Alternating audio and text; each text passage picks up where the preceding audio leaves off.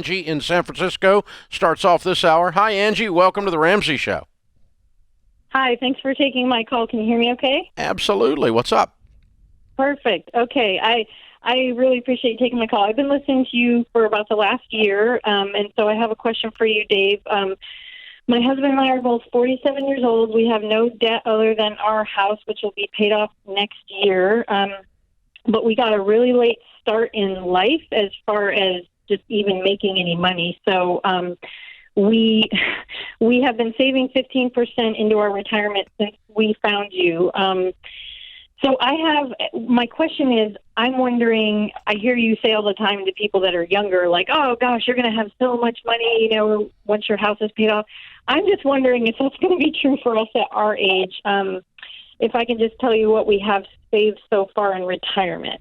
Okay. We have $20,000 in the emergency fund, and that's just socked away. I have $80,000 in a traditional IRA that was from it was a job, a 401k, and I just took it, like you said, take it when you leave.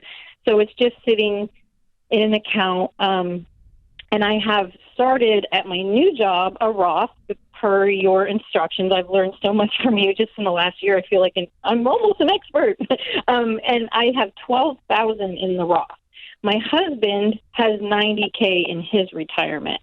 And so what I'm wondering is, when our house is paid off next year and we can start maxing out, how, you always say it doubles and all that, but is that really going to happen? It's just hard to picture. I've done all these retirement calculators, and it's saying that we need 2.1 million or 2.7 million to retire, and it just seems like such a big number. Can you help walk me through the numbers again? Okay. How old are you? 47. We're both 47. Okay. Good. Okay. You're going to be fine. What's your household income? It's about $200K. Okay. All right. And so you're going to be saving $30,000 a year until your house is paid for, and once it's paid for, then you'll be maxing out everything and saving even more than that, right? Mm-hmm. Mm-hmm. Okay. So yeah. And if you say 15 years of doing that, 17 years of doing that, you're going to be just fine. That's a lot of money. Now, here's the thing about retirement calculators.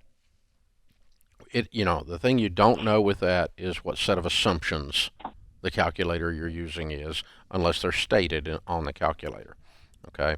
Right. So right. There's a couple of factors that you need. Some of them automatically build in an inflation rate.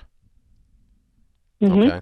What I personally do when I'm looking at my personal wealth and growth, and I also recommend it for others, is I'm just going to save money and build wealth.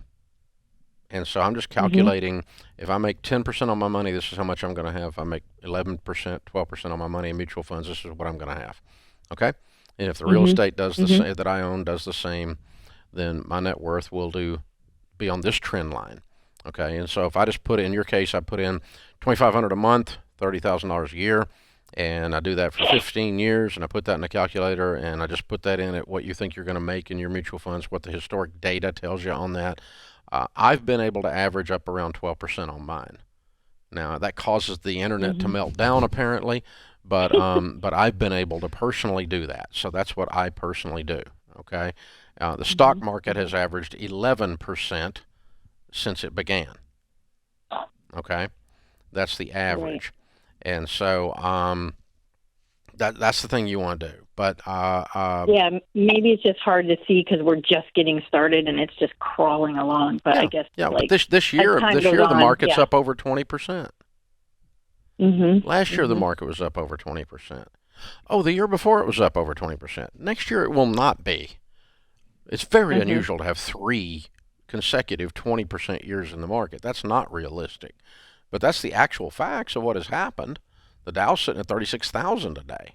Okay, so you're fine in terms of rates of return, and just put that in. And then I say, okay, based on that, I'm going to have $2 million, whatever it is. Okay, then you say, okay, what inflation rate do I want to use to say not how much money I have at that time or its purchasing power? I'm just going to say, I'm 61 now. When I'm 81, I'll have X number of $1 million.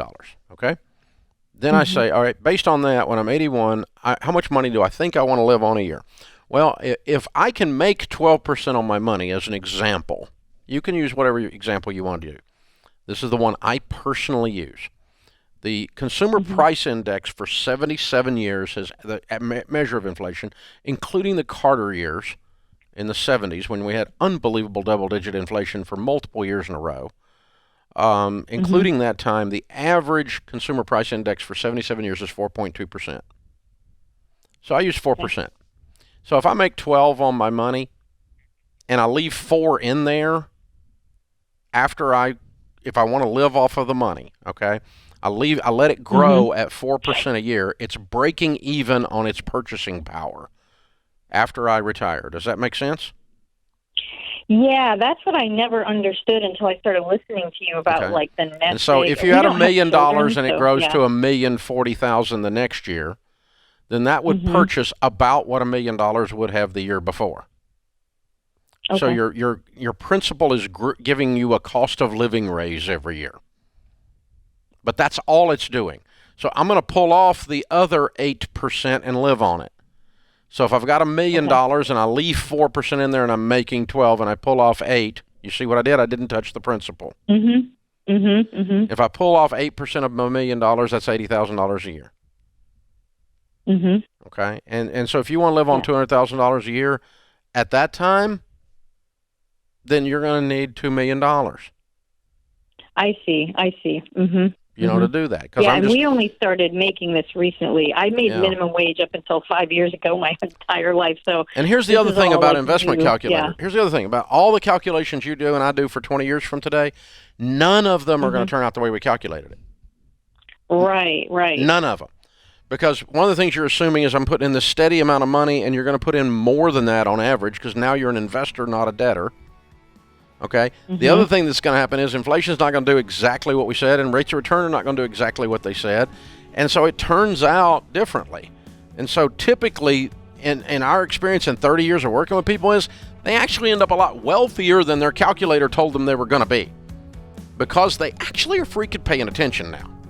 And so that's where they end up, George. Yeah, it's incredible. I love using the investing calculator and start dreaming. Yeah, but some of these investment calculators got you down where you're trying to live off 3% because they're trying to figure out real rates of return post-tax and all this other stuff, and too many sets of assumptions in there.